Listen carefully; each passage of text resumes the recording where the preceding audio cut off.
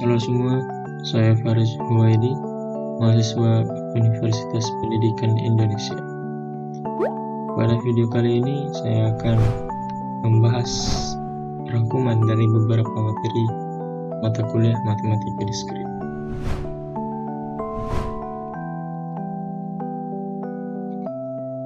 Adapun pembahasan yang ada di video ini dibagi jadi 3 garis besar. Yang pertama ada kombinatorial, yang kedua graf, dan yang ketiga pohon. Kita bahas yang pertama, kombinatorial. Kombinatorial adalah cabang matematika untuk menjumlah penyusunan objek-objek tanpa harus mengenumerasi semua kemungkinan susunannya. Penerapan kombinatorial sendiri sebagai contohnya pada pengaturan kata sandi sosial media yang pastinya kita alami, yang pastinya sudah kita alami ya. Setiap ingin membuat akun, jadi kita diminta untuk membuat kata sandi dengan syarat-syarat tertentu sebagai kode akses keamanan untuk masuk akun kita. Kemudian ada penentuan plat nomor kendaraan agar semua kendaraan yang ada di negara ini memiliki identitasnya masing-masing gitu. Adapun prinsip enumerasi kombinatorial sendiri itu ada 4. Pertama, kaidah menghitung. Yang kedua, prinsip inklusi dan eksklusi. Ketiga, permutasi. Dan yang keempat, kombinasi. Yang pertama, kaidah dasar menghitung. Kaidah dasar menghitung sendiri dibagi menjadi 2. Yang pertama, kaidah perkalian, dan yang kedua, kaidah penjumlahan. Kaidah perkalian, rule of product. Kita bisa anggap percobaan 1 adalah sebagai hasil dan percobaan 2 adalah sebagai Q hasil. Maka percobaan 1 dan percobaan 2 adalah P dikali Q. Ingat, di sini di kaidah perkalian lalu identik dengan kata dan yang artinya kali. Kemudian kaidah penjumlahan atau rule of sum. Percobaan 1 merupakan P hasil dan percobaan 2 merupakan Q hasil, maka percobaan 1 atau percobaan 2 adalah P ditambah Q. Dalam kaidah penjumlahan selalu identik dengan kata atau yang artinya adalah tambah. Prinsip inklusi dan eksklusi adalah generalisasi dari gabungan himpunan yang ada. Penerapannya sendiri yaitu dengan misalkan A dan B sebagai sebarang himpunan, sehingga didapat rumus sebagai berikut. Mutlak A gabung B sama dengan mutlak A ditambah mutlak B dikurang mutlak A iris B. Selanjutnya ada permutasi. Permutasi adalah jumlah urutan berbeda dari pengaturan objek. Permutasi merupakan bentuk khusus dari aplikasi kaidah perkalian. Misalkan jumlah objek adalah n, maka urutan pertama dipilih adalah dari n objek. Kemudian urutan kedua dipilih dari n dikurang 1. Dan selanjutnya urutan ketiga dipilih dari n dikurang 2 objek. Begitu seterusnya. Hingga yang terakhir dipilih dari 1 objek yang tersisa. Menurut kaidah perkalian, permutasi dari n objek adalah n dikurang 1 n dikali n dikurang 1 dikali n dikurang 2 terusnya sehingga sampai di ujung 2 dikali 1 dengan n faktorial. Kemudian kombinasi. Kombinasi merupakan bentuk khusus dari permutasi. Jika pada permutasi urutan kemunculan diperhitungkan, maka pada kombinasi urutan kemunculan diabaikan. Misalkan ada 2 buah bola yang warnanya warnanya sama dan ada 3 buah kotak. Nah, setiap kotak hanya boleh berisi paling banyak 1 bola. Di sini, rumus kombinasi adalah sebagai berikut. C dalam kurung N R sama dengan N faktorial per R faktorial dikali N dikurang R. Dalam kasus ini, N adalah kotak, R adalah bola. Berapa jumlah cara memasukkan bola ke dalam kotak? K, C, 3 faktorial per 2 faktorial dikali 3 dikurang 2 faktorial. 3 faktorial per 2 faktorial dikali 1 faktorial. 3 dikali 2 per 2. Hasilnya 3. Masuk ke contoh soal yang pertama. Berapa banyak kata yang terbentuk dari kata mandi? Kita lihat di sini. Mandi terdiri dari 5 huruf. Kita bisa buatkan 5 tempat untuk masing-masing huruf tersebut. Ini. Nah, di tempat yang pertama kita memiliki 5 kemungkinan. 5 kemungkinan dari mandi ini yang akan kita letakkan di tempat yang pertama. Jadi di sini ada 5 kemungkinan. Kemudian di posisi kedua, karena satu huruf telah dipakai pada posisi yang pertama, maka sisa kemungkinan yang ada untuk di posisi kedua ada 4. Kemudian di posisi yang ketiga, kemungkinan yang tersisa hanya 3 karena dari 5 huruf ini telah dipakai 2, satunya dipakai oleh yang pertama dan yang satu lagi dipakai oleh posisi yang kedua. Begitu seterusnya. Di posisi yang kedua, karena yang dipakai 3 huruf, maka sisa 2 dan yang terakhir 1. Dari sini kita mendapatkan bentuk faktorial. Nah, hasil kita hanya tinggal mengalihkan semua kemungkinan yang ada akan dapat hasilnya.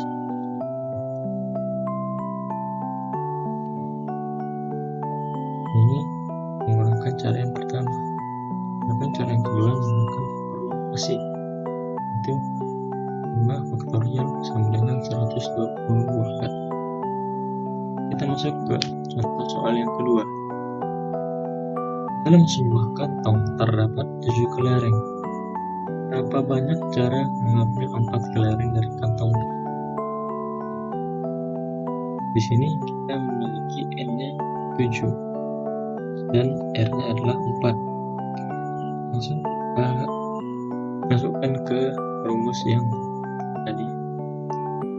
N faktorial dibagi R faktorial kali N R ya. Nah, ini adalah rumusnya. Masukkan ini adalah 7 faktorial kemudian per dibagi N faktorial 4 kali 7 dikurang 4 ke 7 dikali 6 kali 5 kali 4 faktorial ini kita coret jadi 3 faktorial. 3 faktorial itu adalah 3 dikali 2 dikali 3 dikali 2 kali 1 ini adalah 6. Maka di atas juga ada 6 dan di bawah juga ada 6. Ini bisa kita 7 dan 5. kali 5 sama dengan 3. Oke. Baik, kita masuk ke pembahasan materi yang kedua, yaitu graf. Graf adalah salah satu jenis struktur data nonlinear yang terdiri atas himpunan simpul atau vertex dan himpunan sisi atau edge. Tersebut berfungsi sebagai penghubung antara simpul. Nah, ini adalah saya akan menjelaskan singkat tentang sejarah graf.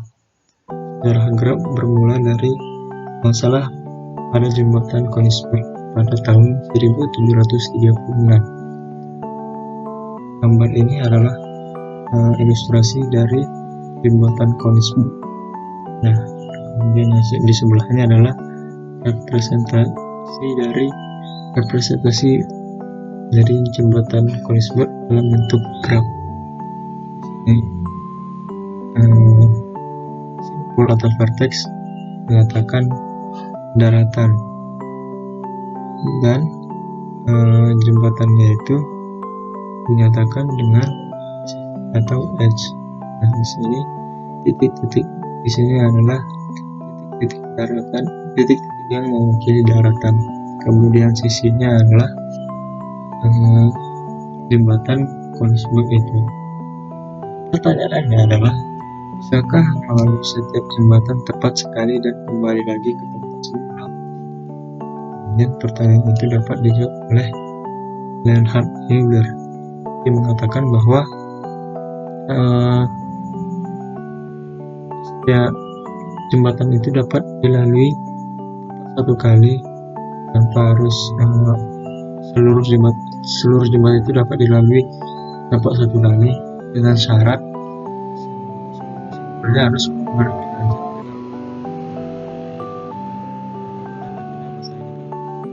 dapat diucapkan oleh Euler. Adapun jenis-jenis graf ada 4. Pertama, graf sederhana. Ada graf tidak sederhana. Yang ketiga ada graf berarah, dan yang terakhir ada graf tak berarah. Bahas yang pertama, graf sederhana. Graf sederhana adalah graf yang tidak mengandung gelang maupun sisi ganda. G1 pada gambar di bawah ini adalah merupakan contoh sederhana. Kita bisa lihat di sini graf yang ada di gambar ini merupakan graf sederhana karena tidak memiliki ganda dan memiliki gelang, yaitu sisi yang berawal dari simpul dan berakhir pada simpul yang sama. Yang kedua ada graf tak sederhana atau unsimple graph, yaitu adalah graf yang mengandung sisi ganda atau gelang. Nah, pada gambar di bawah ini, yaitu G2 dan G3 adalah merupakan contoh graf sederhana, graf tak sederhana. Kenapa? Nah, bisa kita lihat di sini pada gambar G2. Nah, sisi yang menghubung pada simpul 1 dan 3 dihubungkan oleh dua sisi. Nah, ini adalah sisi ganda. Inilah yang disebut dengan sisi ganda. Dan kita lihat pada G3 di sini terdapat sisi ganda, yaitu 1, 3 dan 3, 4. Nah, dan dapat juga gelang, yaitu simpul yang berawal, yaitu sisi yang berawal dari simpul dan berakhir dari ke simpul yang sama. Gitu. Nah, selanjutnya ada graf berarah. Graf berarah adalah graf yang setiap sisinya diberikan orientasi arah. Dua buah graf pada gambar di bawah ini merupakan graf berarah. Nah, bisa kita lihat pada gambar A dan B merupakan graf berarah karena di setiap sisinya terdapat tanda panah yang menunjukkan arah dari mana sisi tersebut dan ke simpul mana tujuan dari sisi. Akhir ada graf tak berarah. Berarah adalah graf yang sisinya tidak mempunyai orientasi arah. Sebuah graf pada pada gambar di bawah ini adalah merupakan graf tak berarah. Nah, bisa kita lihat pada gambar G1 ini tidak terdapat tanda panah di setiap sisi. Ini dia disebut graf tak berarah. Nah, adapun konsep dasar dan contoh graf sendiri, graf sendiri dilambangkan dengan G sama dengan V sama E yang terdiri atas dua himpunan berhingga, yaitu V dan E. Himpunan V disebut dengan simpul atau vertex, sedangkan himpunan E disebut dengan sisi atau edge. Nah, ini contoh graf sendiri itu ada pertama ada graf isomorfik, yang kedua ada graf planar dan graf bidang, yang ketiga ada graf lintasan dan sirkuit Euler, dan yang keempat ada lintasan dan sirkuit Hamilton. Kita masuk ke contoh yang pertama, yaitu graf isomorfik. Nah, diketahui matriks ketetanggaan atau agensi matriks dari sebuah graf tidak berarah. Nah, perintahnya di sini gambarkan dua buah graf yang ada yang bersesuaian dengan matriks ini. Nah, dari matriks ini kita dapat menggambarkan graf. Caranya yaitu kita anggap kolom sebagai simpul asal dan baris adalah sebagai simpul akhir. Nah, jika koordinat pada matriks tersebut bernilai 1, maka dia maka di antara simpul tersebut dapat sebuah sisi atau edge. Nah, anggap di sini baris pertama dan kolom kedua bernilai 1, maka terdapat nanti akan kita bisa menggambarkannya simpul 1 dan simpul 2. Kemudian ada 1 dan 5. Jadi yang ini 1, ini 2. Ada juga menghubungkan 1 juga menghubungkan ke simpul 5. Dari sini baris kedua ada baris kedua berhubung dengan 1, dan kemudian ke simpul ketiga ini 3, juga ke simpul keempat.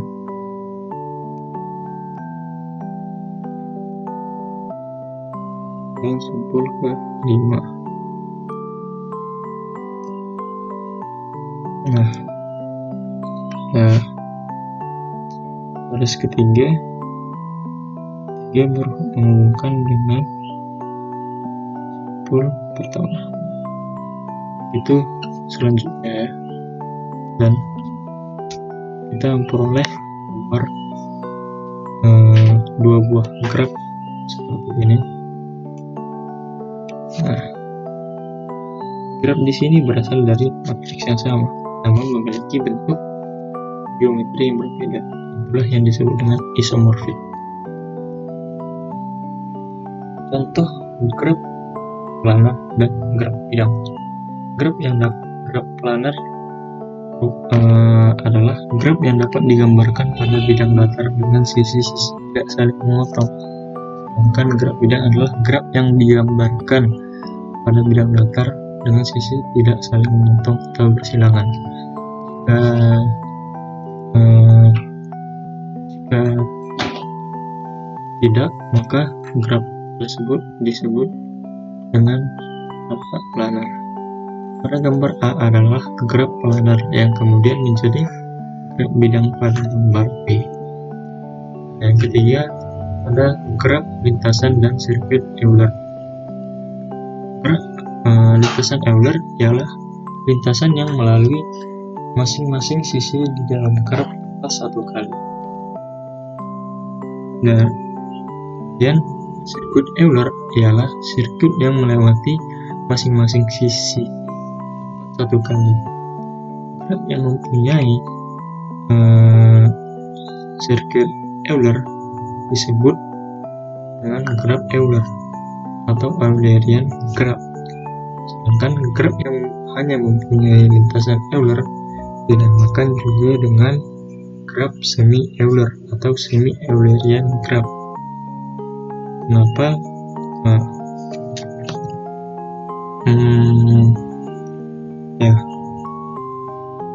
Graf Euler dipastikan memiliki sirkuit Euler dan lintasan Euler, sedangkan graf semi-Euler Euler dan tidak memiliki sirkuit Euler. Pada gambar di bawah terdapat graf A dan graf B. Graf A merupakan graf karena memiliki lintasan dan sirkuit Euler, sehingga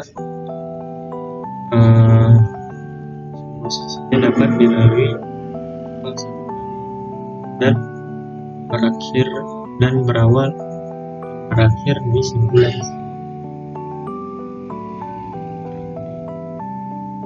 Graf semi-Euler karena hanya lintasan Euler, bukan sirkuit Euler. Graf B di sini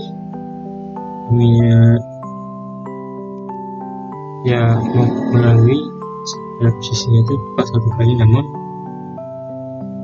simbol awal dan simbol akhirnya beda.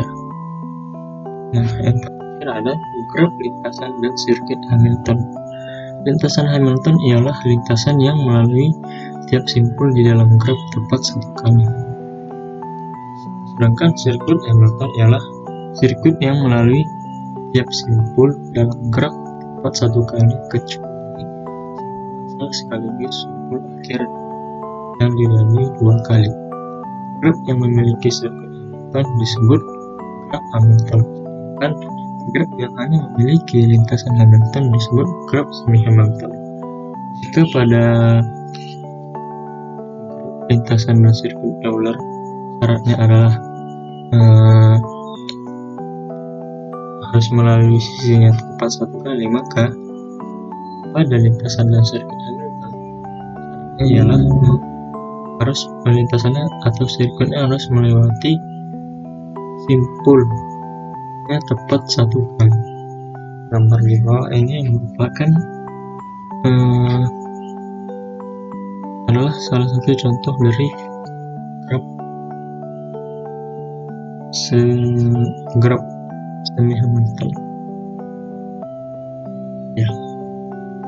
Nah, adapun beberapa aplikasi graf yaitu untuk memecahkan masalah dan mencari lintasan terpendek, kemudian memecahkan persoalan pedagang keliling, bagaimana pedagang tersebut melalui rute yang dapat menghemat tenaga dan biayanya.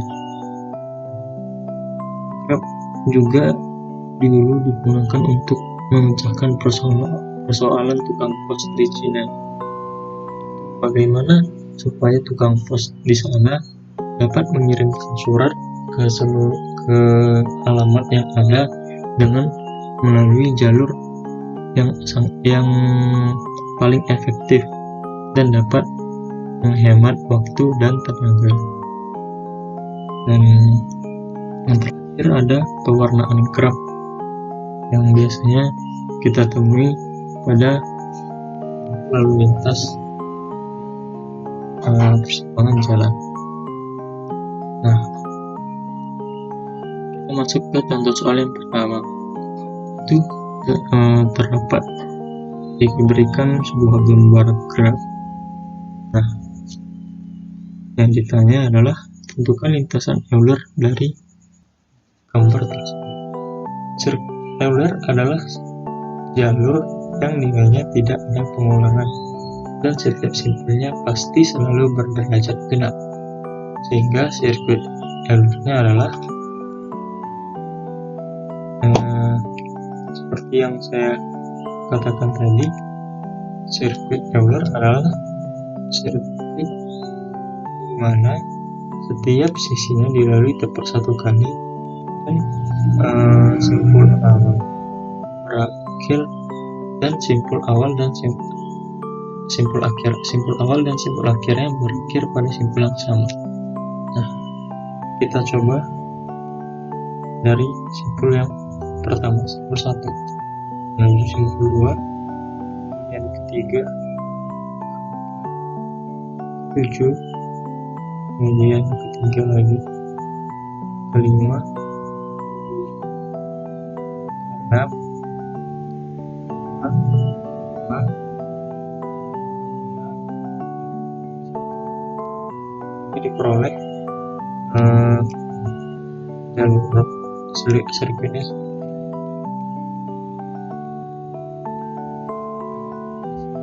dapat kita lihat bahwa seluruh yang empat kali. Kita masuk ke contoh soal yang kedua. Misalkan G adalah graf dengan barisan derajat 4, 3, 2, 1. Kan banyaknya sisi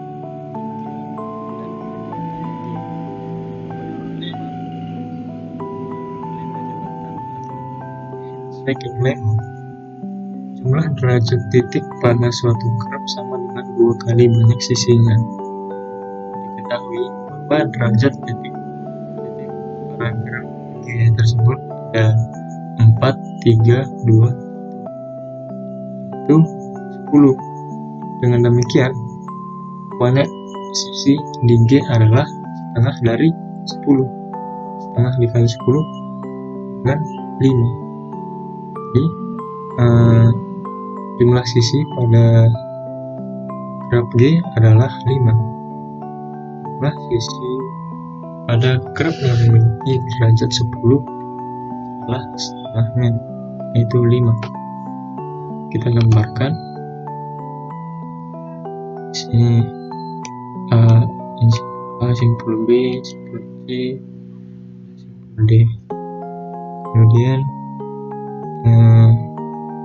digambarkan juga sisi-sisi yang menghubungkan 5 sisi yang menghubungkan seluruh simpul. Maka tampak pada gambar samping bahwa derajat titik A, B, C, D berturut-turut adalah 1, 4, 3, dan 2. Ada 5 sisi. Oke, kita lanjut ke materi selanjutnya, yaitu pohon. Pohon adalah graf tak berarah terhubung yang tidak mengandung sirkuit, sedangkan hutan adalah kumpulan dari beberapa pohon. Nah, di bawah kan graf. Nah, ini bisa kita lihat gambar pertama merupakan pohon karena dia tidak mengandung sirkuit. Kita bisa lihat sendiri, tidak ada sirkuit pada graf yang pertama. Dan graf kedua juga begitu, tidak ada sirkuit.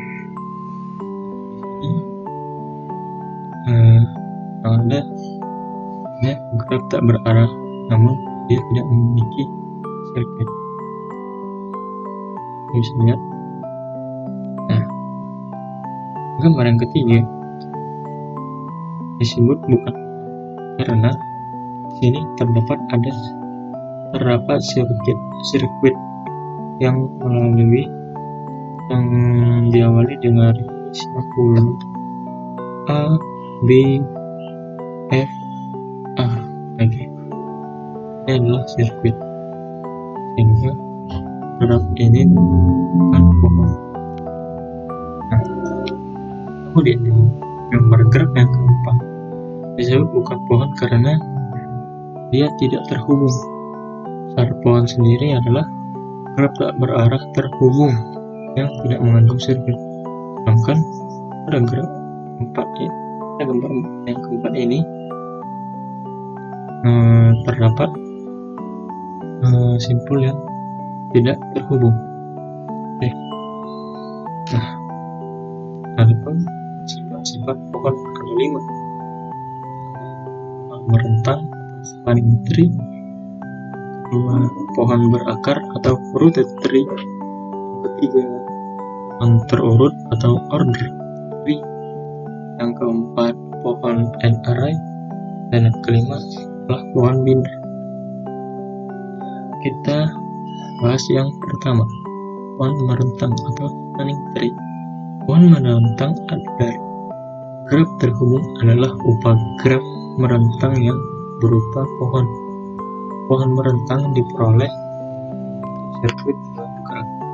Nah, misal kita punya graf G. Nah, kita dengan memutus sirkuit yang ada pada graf ini, maka kita memperoleh pohon merentangnya, itu bagian, yaitu upagraf dari graf G ini. Bisa T1 yaitu ini sirkuit ini kita putus, kemudian ini juga diputus, sehingga tidak ada sirkuit lagi. Atau yang ini dan ini dan ini, nah jadi T2. Kita bisa juga yang ini jadi T3. Ini kita putus ini dan ini, jadi T4. Maka dari selanjutnya yaitu pohon berakar. Terminologi pada pohon berakar. Yang pertama, anak atau children dan orang tua. Di sini dapat kita ketahui A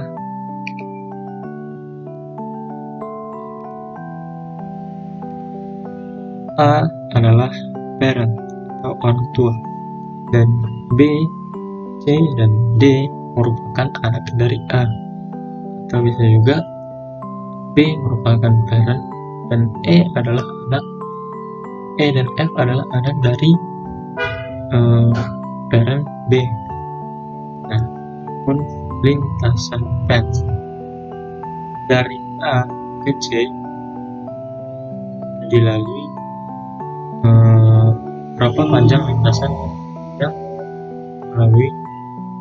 yang dilalui dari A ke J. Misalnya pertanyaannya begitu, untuk menuju J dari A, kita harus melewati lintasan A ke B, kemudian dari B ke E, dan yang terakhir dari E ke J. Di sini kita mempunyai 3 lintasan. Nah, terminologi yang ketiga ada saudara kandung atau sibling. Contohnya, B merupakan B, C, D merupakan saudara kandung, atau E, F merupakan saudara kandung, dan H, I, J merupakan saudara kandung. Saudara kandung itu adalah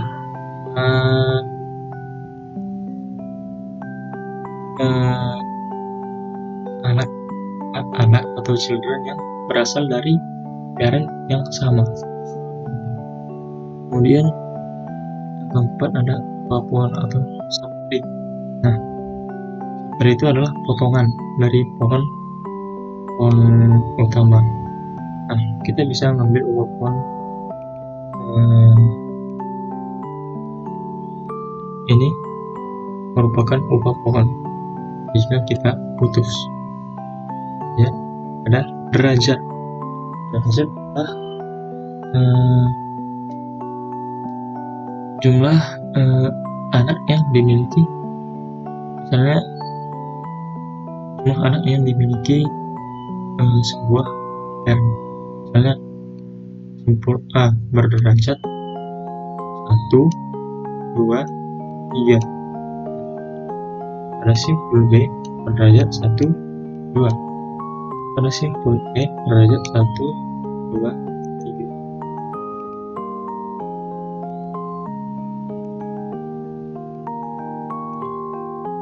kemudian ada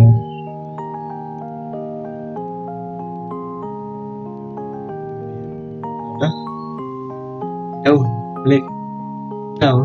Leaf adalah seluruh simpul yang berderajat 0. Dapat kita lihat ini daunnya adalah A, I, J, F, kemudian C, N, dan M. Yang selanjutnya yang ketujuh adalah simpul dalam. Simpul dalam adalah contohnya itu ada B, C, D, D, dan itu adalah merupakan contoh simpul dalam. Mereka mempunyai parent dan mempunyai anak di bawahnya. Aras, dan yang lanjut yang ke-8, aras atau level atau pada graf di samping memiliki 1, 2, 3, maaf, ini adalah level 0, level 1, ini adalah level 1, kemudian level 2, level 3, dan level 4. Ini adalah contoh dari aras. Dan yang 9 ada height, tinggi atau kedalaman. Height ini adalah tinggi, merupakan aras terdalam dari sebuah graf, yaitu 4. Jadi tinggi dari graf ini adalah 4. Next, kemudian kita bahas pohon terurut atau order tree, yaitu pohon berakar yang urutan anak-anaknya penting, disebut pohon terurut atau order tree. Ini adalah contoh dari pohon terurut. A dan B adalah merupakan dua pohon terurut berbeda. Nah, selanjutnya pohon and array, yaitu pohon berakar yang setiap simpul cabangnya mempunyai paling banyak n buah anak yang disebut pohon and array adalah pohon berakar yang setiap simpul cabangnya mempunyai paling banyak n buah anak. Nah, pohon and array dikatakan teratur atau penuh jika setiap simpul cabangnya mempunyai 4 n. Pohon binar atau binary tree merupakan salah satu contoh dari pohon and array, yaitu pohon and array yang memiliki n-nya itu adalah 2. Pohon yang paling penting karena banyak sekali pengaplikasiannya. Setiap simpul di dalam pohon binar mempunyai paling banyak 2 buah anak. Dibedakan antara anak kiri atau left child dan anak kanan atau right child. Karena ada perbedaan urutan anak, maka pohon binar adalah pohon terurut. Nah, di sini ada gambar contoh dari pohon. Ini yang A, ini adalah merupakan pohon yang condong ke kiri. Ini adalah pohon yang condong ke kanan. Nah, di sini kita lihat ini adalah sebuah pohon binar yang seimbang. Ini juga merupakan pohon binar yang seimbang. Dan ini adalah pohon yang bukanlah pohon yang seimbang. Pohon yang tidak seimbang karena anaknya hanya ada pada yang salah satu sisi, yaitu pada sisi kiri, sedangkan sisi kanan terdapat A. Kalau ini memiliki anak dengan level yang sama walaupun jumlahnya berbeda. Jadi, penerapan pohon biner. Pohon biner dapat diterapkan yang pertama itu pada pohon ekspresi. Nah, pohon ekspresi yang pada gambar ini dapat kita lihat di sini daunnya merupakan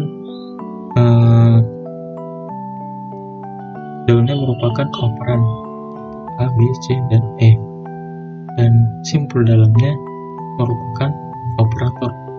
Terdapat yaitu ada tambah, kali, bagi, dan jadi dapat ekspresi dari pohon tersebut adalah A tambah B dikali E dibagi D ditambah E.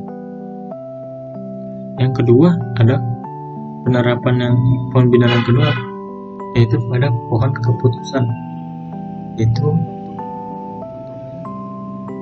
pada gambar ini yaitu pohon keputusan untuk mengumpulkan 3 buah elemen. Nah, elemen yaitu A, B, C yang mana mengumpulkan 3 buah elemen tersebut. Pertama yang paling atas itu pertama A dan B. Jika A lebih besar dari B, A ini kanan jalurnya ke kiri, dan jika B yang lebih besar dari A maka jalurnya ke kanan.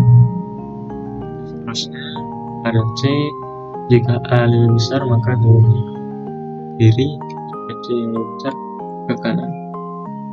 Itu seterusnya sehingga didapatkan dan ketiga elemen tersebut. Nah, contoh yang ketiga dari penerapan pohon biner itu adalah kode awalan.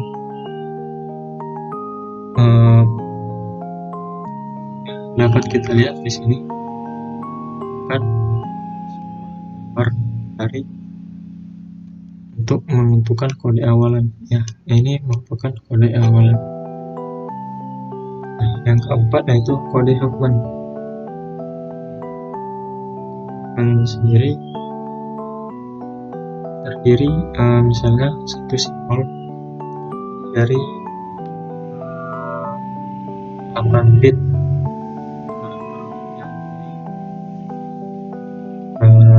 urutan benar yang berbeda-beda.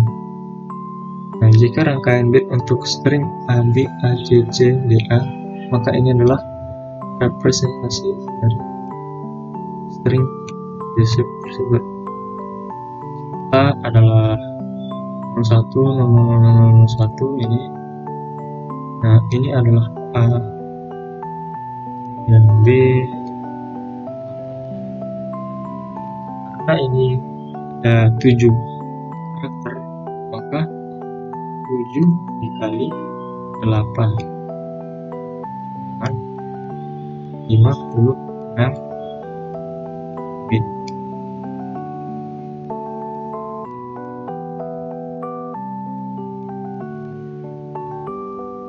Itu 56 bit sama dengan 7 byte. Kenapa? Jumlahnya adalah 8 bit. Oke.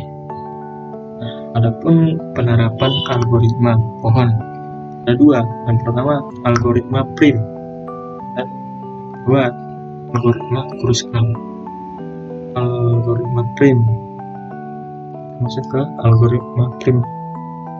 Langkah yang pertama untuk melaksanakan algoritma prim ini adalah ambil sisi dari graf G yang berbobot minimum dan masukkan ke dalam T.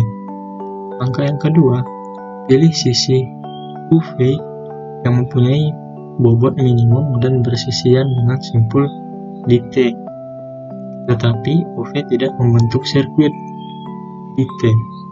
Nah, syaratnya itu hanya tidak membentuk sirkuit di T. Kemudian masukkan UV ke dalam T. Langkah yang ketiga, ulangi langkah kedua dengan N dikurang 2 kali. N ini merupakan pseudocode dari algoritma ini. Bisa dipelajari sendiri bagaimana algoritma prime itu dijalankan. Kedua, algoritma Kruskal. Nah, dalam algoritma Kruskal ini kita mulai dari langkah 0. Itu sisi dari graf sudah diurutkan menaik berdasarkan bobotnya dari bobot terkecil ke bobot yang terbesar. Kemudian langkah yang pertama adalah T-nya masih kosong. Kemudian langkah yang kedua, pilih sisi V dengan bobot minimum yang tidak membentuk sirkuit di T. Kemudian tambahkan UV ke dalam T. Langkah yang ketiga, ulangi langkah kedua sebanyak N dikurang 1 kali. Nah, berikut adalah pseudocode dari algoritma Kruskal. Bisa kalian pelajari sendiri. Nah, ukuran atau asal pada pohon R ada 3. Pertama, reorder. Misalkan ini adalah pohon R, ini T1.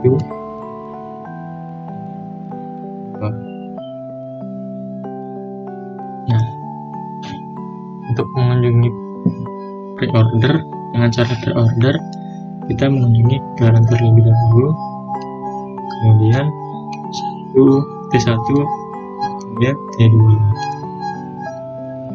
Kalau in order,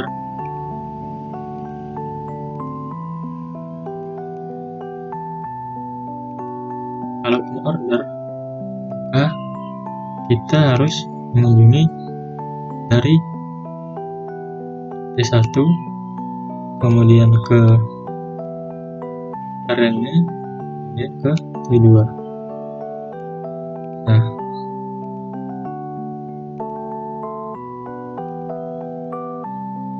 namun jika kita mengunjungi dengan cara maka kita mengunjungi anaknya terlebih dahulu, daunnya terlebih dahulu, yaitu T1, T2, kemudian R.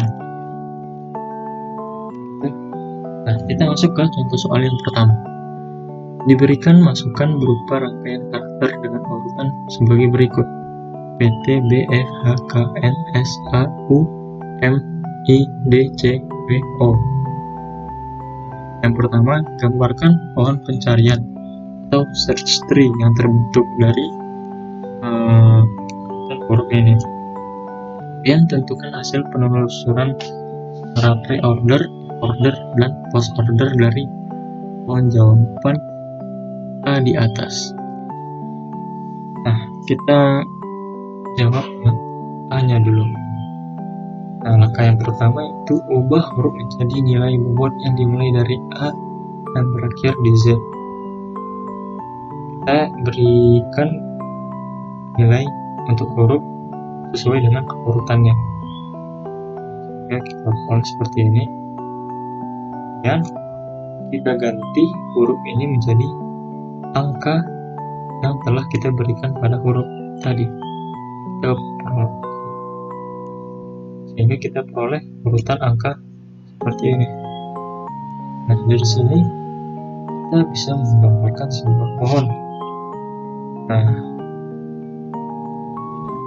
itu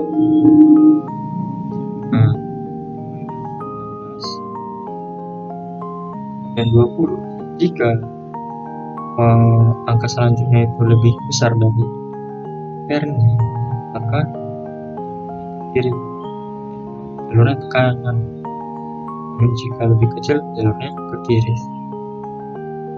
20, kemudian 2, dan 6, begitu seterusnya. Jika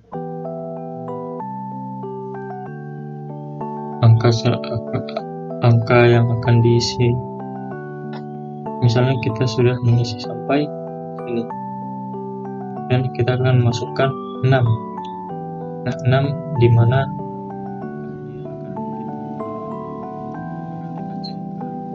lingkaran lebih dahulu. 16. Apakah dia lebih besar atau lebih kecil? Karena lebih kecil dia masuk ke kiri. Kita cek lagi ke 2 ini. Apakah dia lebih besar atau lebih kecil? Rupanya dia lebih besar, maka masuk ke kanan. Disinilah 6 berada. Gitu seterusnya sehingga kita memperoleh graf gambar graf ini. Setelah kita memperoleh kita ubah kembali huruf angkanya menjadi huruf dari nilai yang kita berikan tadi. Nah, jadi kita peroleh gambar graf seperti ini ya. Nah, selanjutnya itu adalah soal B. Yang jawab soal B itu secara pre-order dan post-order. Jika kita memilih secara pre-order, maka hasilnya adalah B, kemudian B, kemudian A, B, A,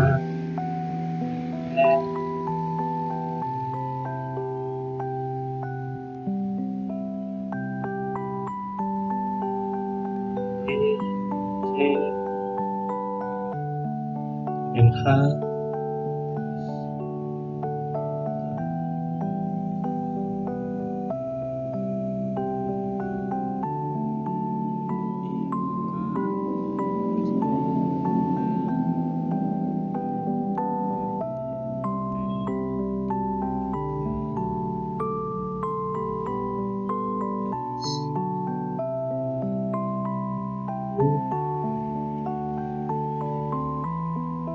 order dari A,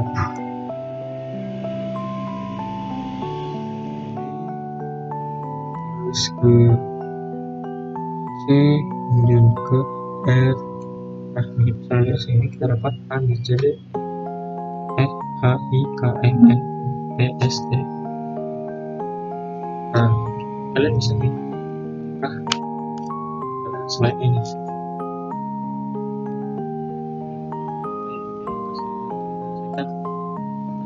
Ya, kita masuk ke contoh soal yang kedua. Dari gambar di atas, manakah yang merupakan tree? Ini adalah tadi di awal tadi ya. Penyelesaian tree merupakan dia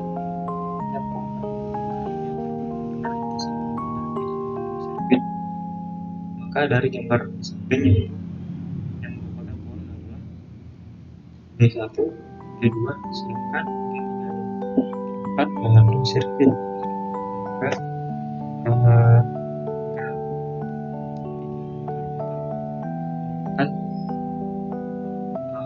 bukan pohon.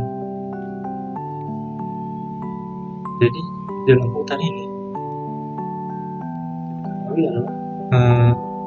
di dalam hutan ini, yaitu hutan adalah kumpulan dari beberapa pohon, hanya terdapat 2 pohon, yaitu graf 1 dan graf 2. Karena 1 merupakan seluruh simpulnya dan tidak membentuk sirkuit. Graf 2 juga begitu. Namun di graf 3 terdapat simpul, walaupun terdapat sirkuit, walaupun seluruh simpulnya terhubung, namun graf 3 terdapat sirkuit, yaitu sirkuit A, D, F. Nah, sedangkan graf 4 sendiri seluruh simpulnya tidak terhubung.